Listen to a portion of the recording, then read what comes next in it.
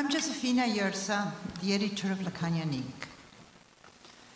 Certainly marked by the work of Jacques Lacan, the journal has been going since 1990. Issue 21 is on love.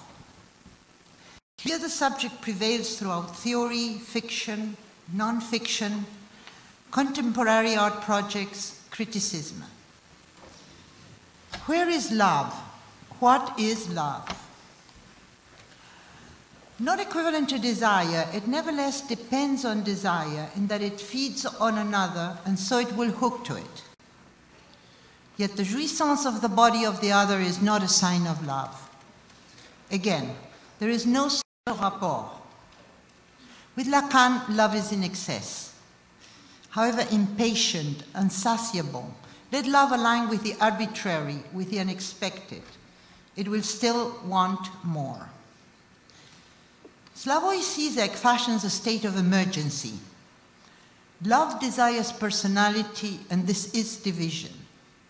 God has broken the universe into little pieces.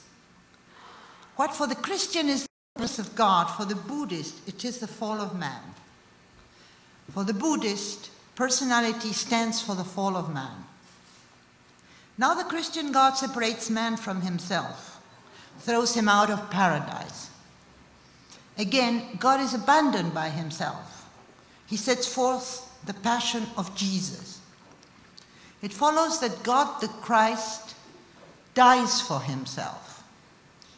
Christianity for Zizek is terribly revolutionary.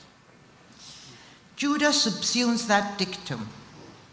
You're the one who will betray me. Surely not I, Rabbi. The responsibility put into the other Zizek's Judas turns out to be the ultimate hero, the one who was ready to lose his soul and assume eternal damnation so that the divine plan could have been accomplished. Jorge Luis Borges gives Judas three phases. In the extreme version, Judas premeditated his sins. What he chose has no virtue, violation of trust and betrayal. I quote, God made himself totally a man, but a man to the point of infamy. He chose the vilest of all destinies.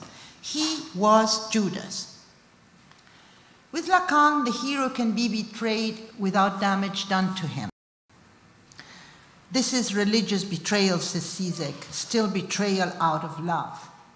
I respect you for your universal features, but I love you for an X beyond these features. And the only way to discern this X is betrayal. I betray you, and then, when you're down, destroyed by my betrayal, we exchange glances.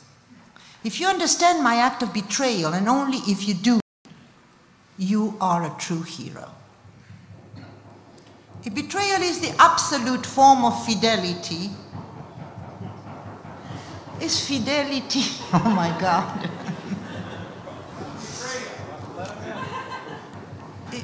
Shall I go on? It's like so. If betrayal is the absolute form of fidelity, is fidelity the absolute form of betrayal? Can you hear? Jacques Miller returns to the affair of division in Lacan's later teaching. Contrary to desire that needs the other, division, hand in hand with jouissance, is of the one.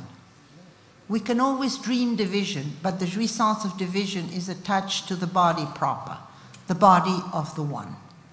Like the one that would betray him, Lacan worshipped Freud, but at the end, it was a matter of drawing the unconscious away from Freud, of proposing another way of capturing it. Miller calls on Husserl. It is the return to things themselves, the immediate relationship of consciousness to its experience. The word unconscious in Lacan has a double meaning. It is Freud's theoretical idea and the unconscious at the level of the real. Lacan unties himself from Freud by exposing the unconscious of the master. What is the subject? The body, pleasure. Lacan proceeded, masked up, says Miller. His later teaching had the effect of a fallen mask. Alain Badiou quotes Pessoa, love is a thought. He is the scene of two, expounds on love as what comes to supplement for the lack of sexual rapport. Man and woman are incompatible, not related to each other. Again, nothing atomic joins a woman to a man. Therefore, there is no masculine knowledge of the space occupied by a woman. Still, we know that an element ties up the two non-related terms in the space of non-rapport. And this element is undeterminate, undescribable, uncomposable. I quote, "The encounter is in effect the name of the amorous chance, inasmuch as it initiates the supplement." Raphael Rubinstein Via Zaccaria 4 is a novel. Still unfinished, we are the first to browse its virgin pages. I quote, "It's not a story about my parents so much as it's a story that my parents attached themselves to, and which then attached itself to me. Mainly. My conversation with Kati Lebovitz draws on the work of Gary Hill. The woman screams, but does she speak? She does not speak because there doesn't seem to be another that listens. And it draws on the work of George Condor. How is the sensuality missing? Let me give you to Slavoj Zizek. He will pick up on love without mercy.